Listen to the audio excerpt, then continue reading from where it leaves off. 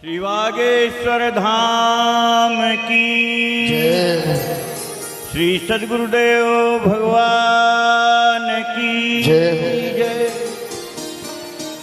Shri Radhe. 2 minute भगवत नाम बोलिए, इसके बाद अपन चर्चा करते हैं।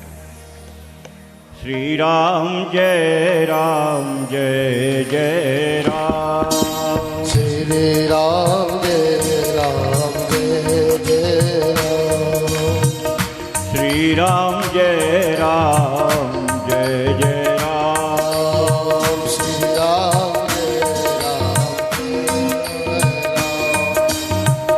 सीताराम जय सीताराम।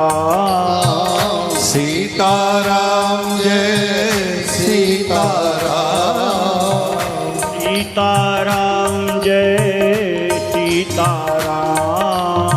सीताराम जय सीताराम।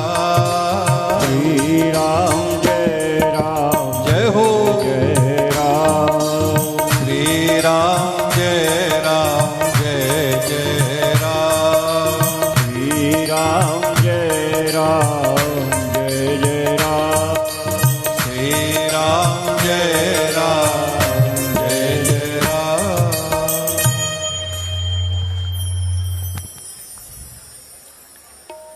अधिक कोई व्यवहारिकता न दिखाते हुए हम सीधे अपने विषय पर आते हैं।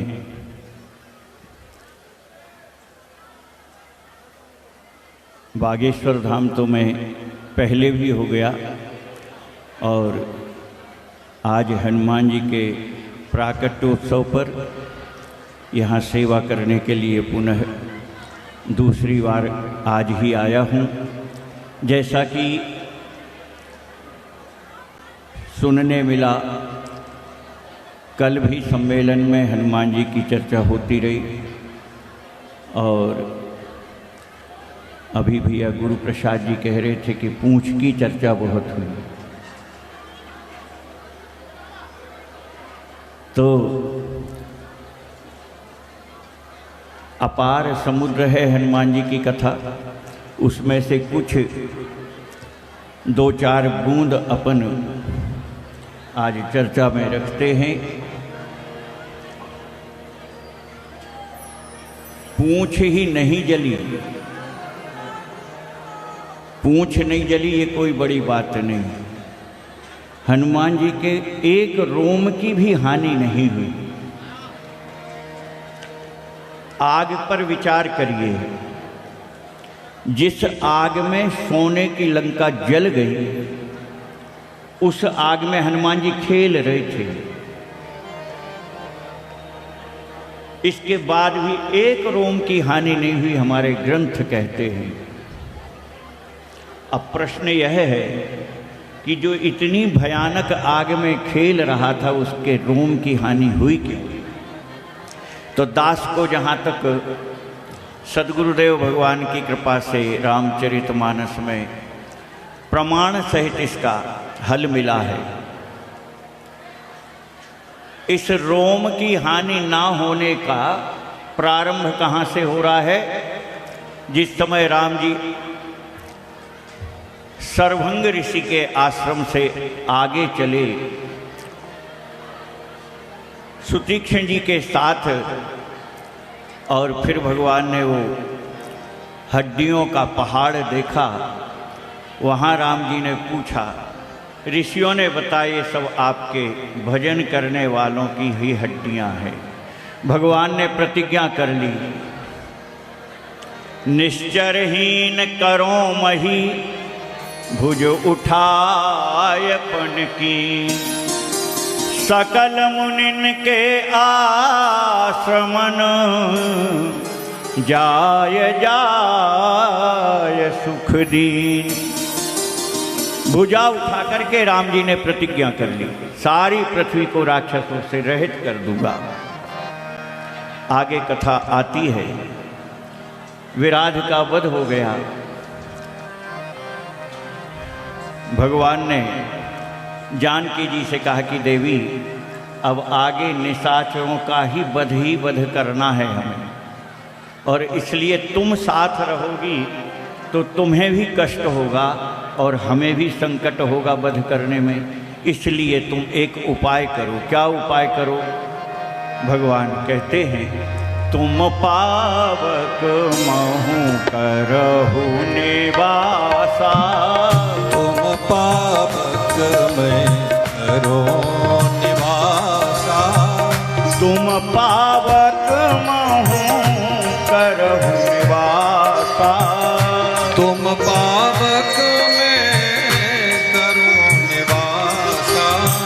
जब लगी करो निशाचर नासा। जब लगी करो निशाचर नासा। राम जी ने जानकी जी से कहा, देवी अब तुम पावक में निवास करो। जब तक हम राक्षसों का नाश ना कर लें तब तक आप पावक में निवास करो। महाराज जी, पावक शब्द का क्या कला से रघुनाथ गोस्वामी जी महाराज ने इसको प्रयोग में रखा है। यहाँ से पावक शब्द प्रारंभ हो रहा है। जानकी जी से कह रहे तुम पावक में करो निवासा। अब यही पावक जब आगे उपयोग होगा तो आश्चर्यचकित उसके अर्थ मिलेंगे।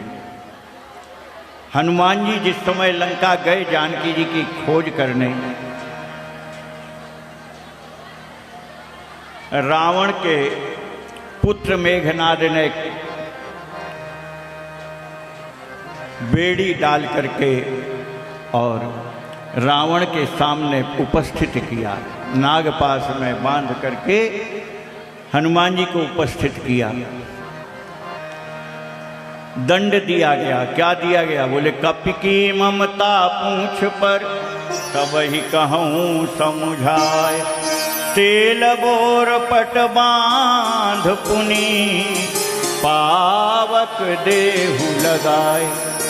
अब वहाँ से शुरू हुआ था पावक। तुम पावक मह करो निवासा। रावण कह रहा है तेल बोर पट बांध पुनि पावक देहु लगाए। और फिर आगे बड़ी सुंदर कथा आती है।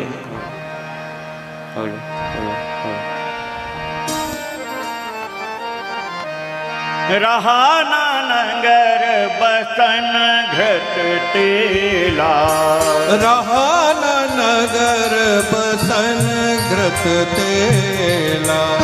बाढ़ी पूछ कीन कपि खेला।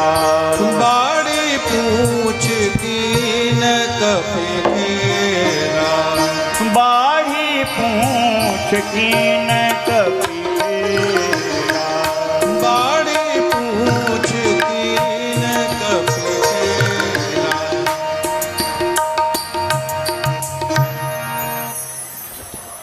हनुमान जी ने देखा घी तेल कपड़ा चला आ रहा है। हनुमान जी ने पूंछ का स्वरूप बढ़ाया। स्वयं बढ़ रहे थे, पूंछ को बढ़ा रहे थे। कितना घी तेल आया? बोले लंका में घी तेल और कपड़े बचे ही नहीं। रहा न नगर बसन घृत तेला। बाड़ी पूंछ कीन कपि खेला। सारी लंका का कपड़ा पूंछ में लपिट गया। पहाड़ के जैसा कपड़ों का ढेर लपिट गया महाराज हनुमान जी के पूंछ में। और इसके बाद राक्षसों ने आग लगाई। तो फिर आग नहीं लिखे गोस्वामी जी महाराज, पावक ही लिख रहे हैं। पावक जरत देखी हनुमंता भयउ परम लघु रूप तुरंता। महाराज इस कथा में एक से एक आश्चर्य है। एक दूसरा आश्चर्य इस कथा में यह हम कह तो रहे हैं आपको इसके लिए कि रोम भी नहीं हानि हुई, पर एक आश्चर्य इसमें और बना हुआ है। लंका किसने जलाई? लंका किसने जलाई? हनुमान जी ने नहीं जलाई। चौपाई देखिए आप, रामचरितमानस ही कह रही हनुमान जी ने नहीं जलाई। पावक जरत देखी हनुमंता। पावक जरत देखी हनुमंता। भयउ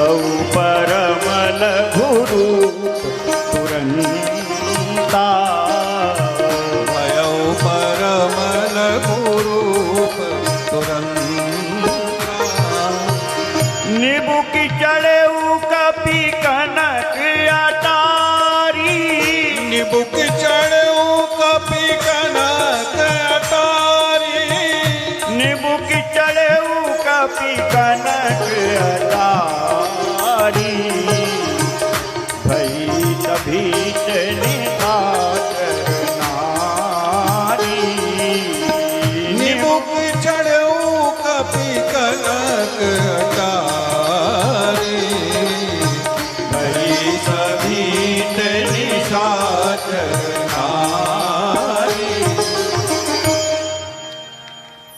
कपड़े के ढेर में आग लगी। गोस्वामी जी महाराज ने इतना बढ़िया बहुत प्यारा शब्द लिखा, और वही भी बुंदेली। गोस्वामी जी महाराज ने बुंदेली शब्द प्रयोग किया है। बच्चों के पेंट अगर नीचे खिसक जाए तो अपन कहते वो पेंट निबुक गो, कहते कि नहीं। गोस्वामी जी महाराज लिख रहे हैं, पावक जरत देखे हनुमंता भयउ परम लघु रूप तुरंता। अब जब पर्वताकार स्वरूप से परम लघु हुए तो पूंछ निबुक गई।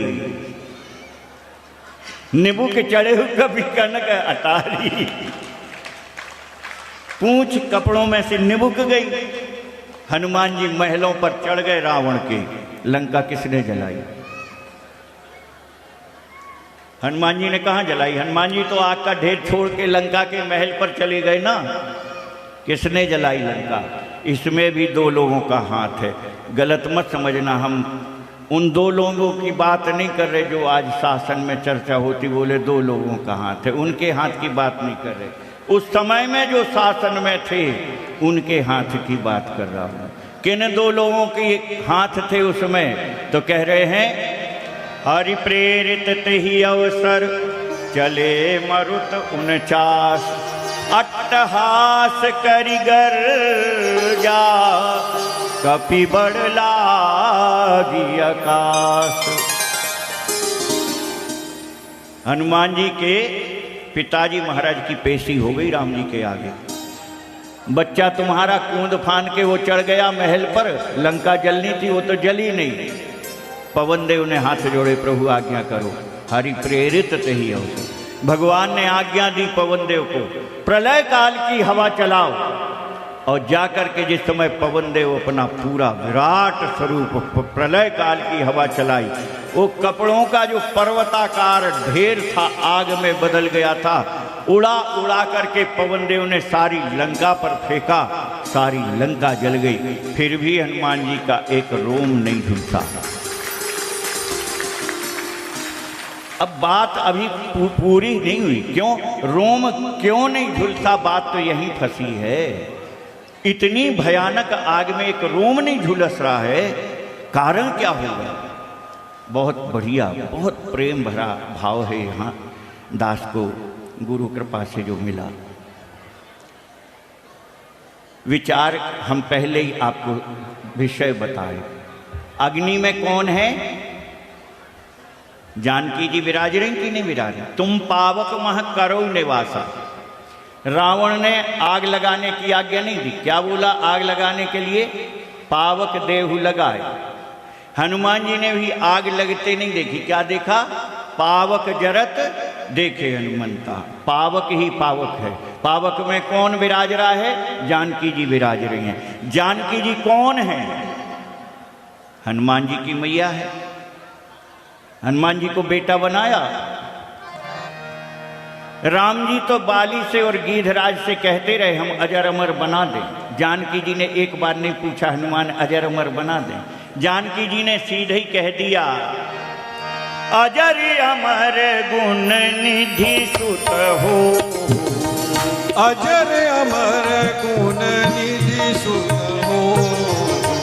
करहि बहुत रघुनायक छो।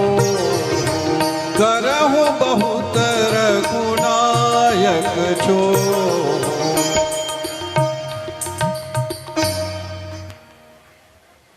अजर अमर गुण निधि सुत हो। बेटा हनुमान अजर अमर हो जाओ, गुणों के भंडार हो जाओ।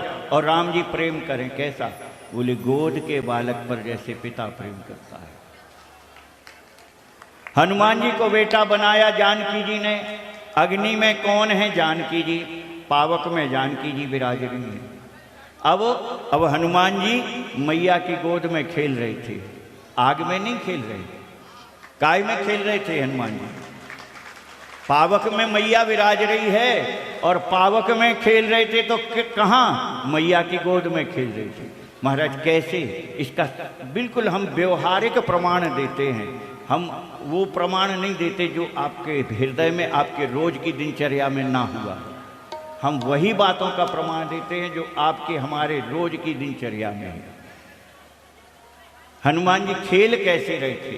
बोले एक मैया का गोद का जो बालक होता ना, गोद के बालक की बात कही जानकी जी ने, करें बहुत रघुनायक छोहू, गोद के बालक पर पिता जैसा प्रेम करता ऐसा प्रेम करें राम जी तुम।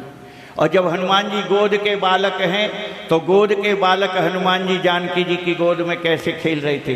बोले गोद का बालक जो होता है, जब वो सहारा लेकर के खड़ा होना सीखता है तो उसका एक सारे बच्चों का खेल होता है, चाहे किसी का बालक हो। जब वो सहारा लेके खड़े होना शुरू करता है तो मैया को काम करते बैठे देखता है जब, तो जाकर के मैया की पीठ पर से चढ़ता है और पीठ पर से चढ़ के कंधे तक आता है और वह बच्चा कंधे से फिर मां की गोद में कूदता है। आज तक के इतिहास में कभी सुना हो कि कोई बच्चा मैया के कंधे से, वाह जय हो श्री हनुमान जी महाराज की जय। आज तक के इतिहास में कोई घटना सुनी कि किसी मैया का बच्चा उसके कंधे से गोद में गिरा और उसका कुछ अनिहित हुआ? कभी नहीं हुआ। जब संसार की माँ अपने बेटे का इतना ध्यान रखती है कि उसका अहित नहीं हो सकता, तो फिर वो जगत जननी जगदम्बा वो अपने बेटे का अहित कैसे होंगे? और इसलिए उस पावक में जानकी जी निवास कर रही थी, इसलिए बेटे का एक रोम की हानि नहीं कर सकी पावक। और पावक को यहीं नहीं छोड़ गए हनुमान गोस्वामी जी महाराज। महाराज जी बहुत सावधानी से चरित्र लिखा गोस्वामी जी महाराज ने। पावक को कहाँ तक ले गए? बोले लंका विजय हो गई, रावण मारा गया, जानकी जी रघुनाथ जी के सामने आई। रघुनाथ जी ने जानकी जी से कहा, देवी आप अपनी पवित्रता की परीक्षा दीजिए, आप अपनी पवित्रता की परीक्षा दीजिए। और जानकी जी कहती हैं, लक्ष्मण हो धर्म के नेगी, पावक प्रगट करहु तुम बेगी।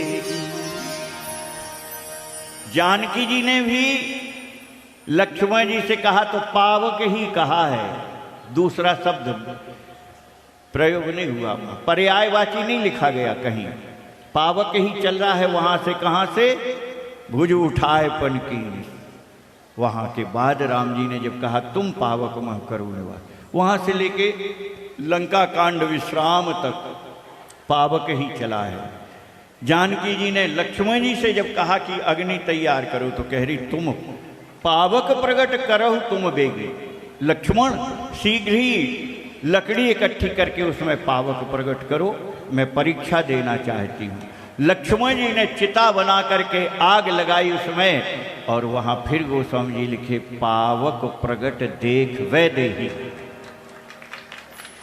इस प्रकार से पावक शब्द को लेकर के और गोस्वामी जी महाराज ने दो भाव की पूर्ति की। एक तो रोम नहीं जला और दूसरे हनुमान जी ने लंका नहीं जलाई। भाई मत दोष लगाओ हनुमान जी को। एक मिनट की बात और कहेंगे। आज हनुमान जी का जन्मोत्सव है और इसलिए एक बहुत बड़ी बात है, पर दास के मन में वो पची नहीं और चिंतन करते रहे, तो गुरु कृपा से उसका भाव हमें जो मिला वो महाराज जी के चरणों में सादर समर्पित कर रहा।